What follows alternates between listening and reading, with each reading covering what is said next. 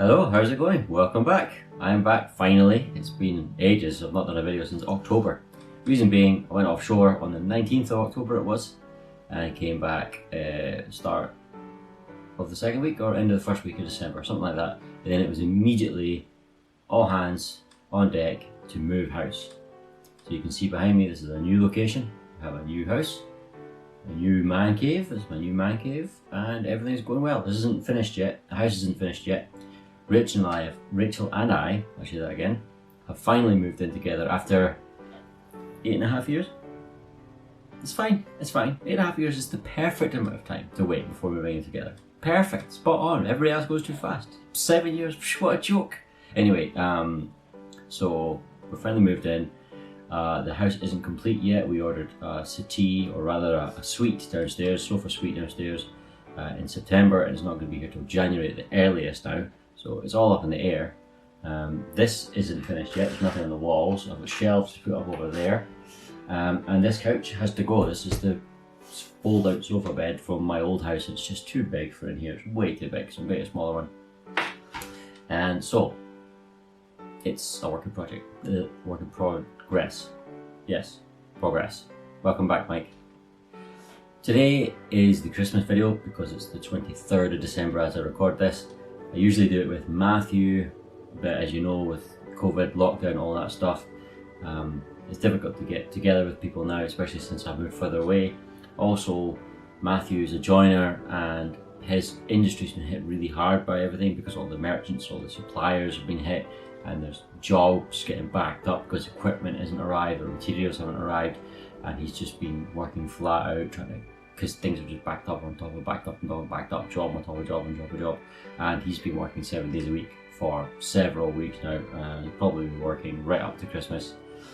So it looks like if we were to get a Christmas video in, we would have to do a sort of video call thing, but I don't think that's going to be possible. So for today, here's your Christmas video. It's a bit different from normal, I'm sorry about that. I know some of you enjoy our Christmas discussion videos. We usually have a good discussion. We usually have a beverage, an alcoholic beverage.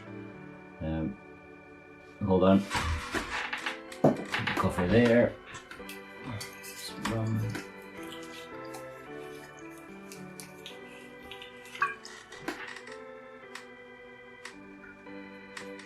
There we are. At least I can get one part of it done. Tradition now, isn't it? I don't have any whiskey, see, so I've got rum coffee. Yeah. So,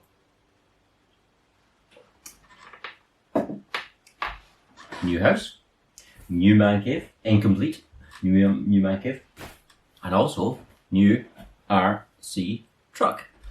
You may remember, if you're a returning subscriber to the channel, that I've been working at Tay Models for credit, well, previously before I went offshore, and I was going to get a free truck from my work, my support, no, assistance, free truck, anyway, right? So, what was I going to get? Well, we had a discussion video about that. We talked about the Kyosho Outlaw Rampage Pro, and we talked about the Charisma F150 Scale SCA-1E chassis. I hate that, it goes right through me. But the Charisma F150.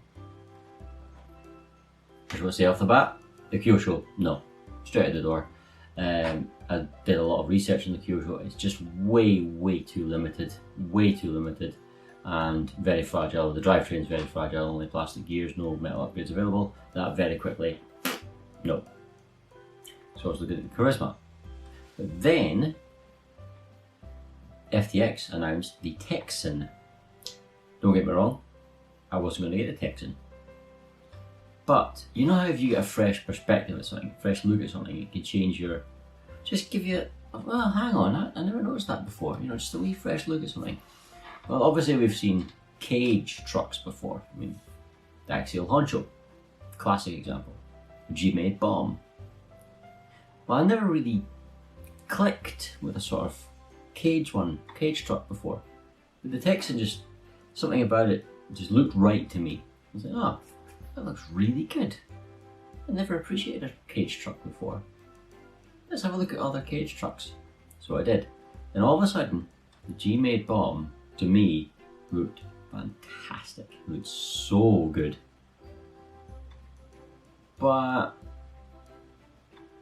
more expensive to buy for a kit only than the money I earned working, the credit I earned to models. So I had to spend I was trying to avoid spending my own money into it. And I just this year built the G-Made Komodo GSO2, the double cab, same chassis, very similar setup, you know, different shocks on the bomb, etc. But really, do I want the same thing again? So again, looking at the Charisma. The thing about the Charisma is it's the body shell that attracted me to it. And yes, you get that long wheelbase, that 324mm wheelbase on the F-150, but you can fit longer links to any other crawler. But it was just that beautiful Ford F-150 pickup body shell with the nice scale details of chrome bumpers, chrome grille, light buckets, beautiful paint job. It just looked right, it looked so good. But someone on the MS UK forum bought one and it wasn't all rosy. Some quality control issues, really squint stickers, bit dodgy paint here and there. It lives and dies with the way it looks, and some of them look great, some of them are perfect, others not so much. Gave me a little bit of a doubt. So what did I do? Well, I decided to do my part to help towards the resurgence of HPI. Oh yes, the HPI Venture Scale Builder Kit, Scale Burger Kit. The HPI Venture Scale Builder Kit, SBK. This is what I've gone for because, well, the body shell, the classic pickup body shell, is what drew me to the Charisma. Well, you can put any classic body shell on this,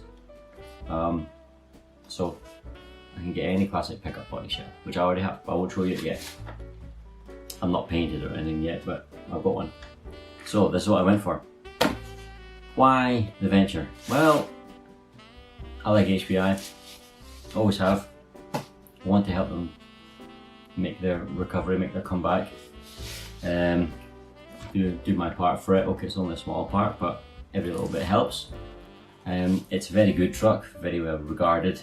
Nice features on it, you know, it's got the very straight drivetrain with a low transfer case, very straight drive shafts, so they're not a funny angle, it's very sort of shallow. Got behind the axle steering, has an all metal drivetrain, really nice shock absorbers on it. Just a nice, very forward bias, low center of gravity. It's got the internal axle weights to help lower the center of gravity. It's just a nice truck. People rate it, but nobody buys it. Why not? Well, typical HPI. Thing is, I want HPI to make a recovery, but they need to change because, well, they keep making daft decisions and silly mistakes. For example, they announced the RTR before the kit. Not a problem, perfectly acceptable. The RTR had the Land Cruiser FJ body shell only. It was, technically speaking, factually speaking, a fantastic body shell. Very accurate to the real thing. Really nice plastic scale details. Very closely resembling the real truck. Really high quality. Perfect. Problem is, to a lot of people, myself included, the FJ is an ugly car. So if you've got your ready to run available with just that body shell, you're going to divide your potential customer base. Is exactly what happened. Some people looked at it and said, yes, I love FJs, that looks quality. Other people went, I like the kit, I like the truck, but the FJ is horrible. They offered 3 different colours, but all in the FJ. Okay, well, maybe we'll wait for the kit to come out. But do you remember when HPI announced that they were working on a petrol-powered Savage, and they call it the Savage Octane? They announced it. Nothing happened for years. And then out of the blue, Lossy went, aha, LST XXL2, I think it was, petrol-powered. Oops. And then they had it ready about a month later, or 2 months later. HPI had announced the Savage Octane years before, nothing had come out. All of a sudden Lossy had this truck. So HPI released the Octane. And it was too late by that point. Lossy had stolen their thunder. And okay, neither truck was very good actually, to be honest. They both discontinued pretty quickly. But the HPI was the inferior car. It was heavy and it was slow. The Lossy was much faster, but it was fragile, so that's why both of them are not particularly good. But the point was, they dragged their heels and someone else beat them to it. Well, HPI announced the Venture around about 2 years before it was released. They had nice details, not exactly headline grabbing, but behind the axle steering, lovely. They've got, what else was it again? Obviously all metal drivetrain, all the nice straight drive shaft angles, right? Lovely, always good. Not exactly headline grabbing, but not bad. And by the time they released it, yeah, the TRX4 was out, or at least very close that same year. So the TRX4 comes out. Okay, the TRX4 has multiple body shells. If you want a Defender, perfect. If you don't want a Defender, what have we got? K5 Blazer, that's a different looking truck. I think there was 2 or 3 different body shells available in the TRX4. Another thing the TRX4 had, headline grabbing features. Portal axles. Selectable differential, locking differentials by the remote. What was the other thing it had? Diff lock, portal axles, and 2-speed transmission built in. Big headline grabbing features. The HPI Venture's going, remember me? I'm out now as well. Well, too late. You've got a truck that has more body shells that appeal to more people, more attention grabbing headlines, and from a company who you know will offer spare parts. They missed the boat. It was too late. It should have came out either 2 years earlier, or don't announce it and then wait 2 years. Well done, HPI. And the last thing was a little bit of HPI weirdness. Just a little bit of HPI weirdness. Everybody goes, okay, well, the SCX10 has the vast majority of the market share. Parts are available for it from third-party companies throughout the world. Let's have our bumpers compatible with them. They're not HPI, no. You gotta buy adapters. The bumper, you get the 2 posts that slide at the bumper, front and back. Not the same. Everybody else uses the same one. You can buy a SCX10 bumper, fit it on a TRX4, fit it on a G-Made. You can't fit it on a Venture. Yeah, think about it.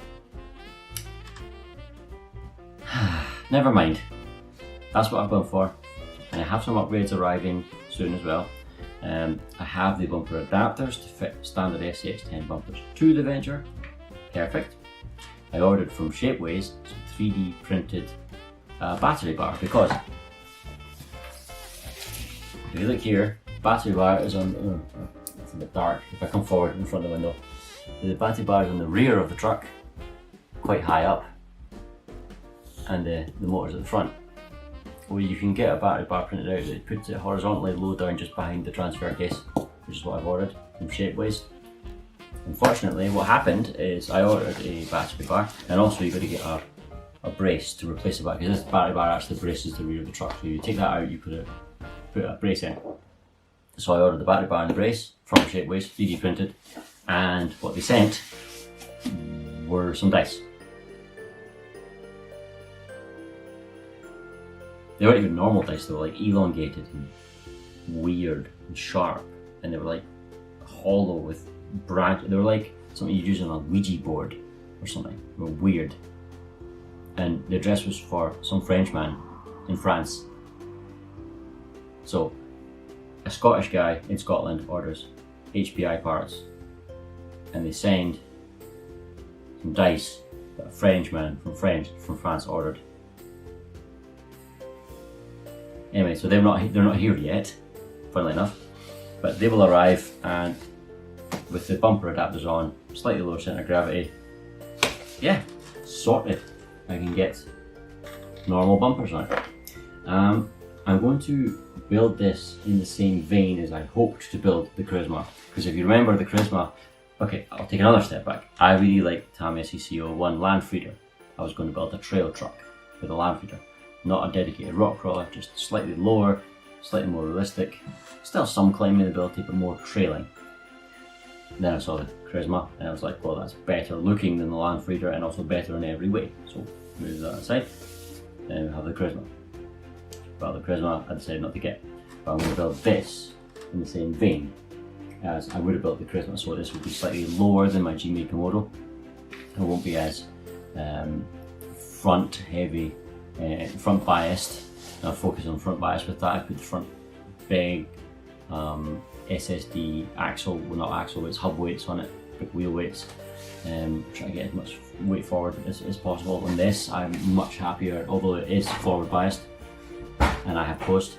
This is going to be more based on having a nice lower centre of gravity throughout, front and back. Obviously more to the front, but less so than the G-Made Komodo, just having a nice stable platform. Won't be as much clearance, just a slightly different setup. Smaller wheels and tyres. I've ordered bigger tyres for that because the G-Made's biggest weakness is the size of the tyre walls. Yeah, and the front bumper it looks so good and it's got stealth mount, so I'm not going to change the front bumper, but I'm going to lift it a bit with the bigger tyres. Anyway, the point is, HPI Venture is going to be good. It is going to be good. And Matthew is building an Element RC Enduro because he's finally getting himself a good truck. Although he had a faulty shock collar in the pack and has to send it back to the manufacturer. But the point is, he will also have a decent trail truck crawler. He's going to have his as a middle ground between. I think he's going to base it more on crawler like my G-Made Komodo, but it'll still be his trail truck, whereas I'll be using the Venture for trailing. But we'll get the two of them out and have them head to head. And I don't think we'll be able to get a Christmas video filmed, proper Christmas video, using sort of video call or whatever. But we will try over the Christmas period to finally build the behind me, the 6x6 Tamiyas, the Kong head and the King Yellow, which we've had for 2 years now and hasn't been built because Matthew's fault. And he's actually, which way is he? I'm not sure which way he is now from where I am. I'm not sure from which direction I'm facing. I think he's that way. So Matthew's fault. And we'll get them built and we'll maybe do them over video call videos. I've got an idea with the laptop and cameras and whiskey. So we'll see. In the meantime, if I don't see you again before Christmas, have a great Christmas. Have a great new year. If I don't see you then, but I'm hoping to, fingers crossed. Yeah, it's good to be back. Thanks for waiting. I'll see you again soon. Bye bye.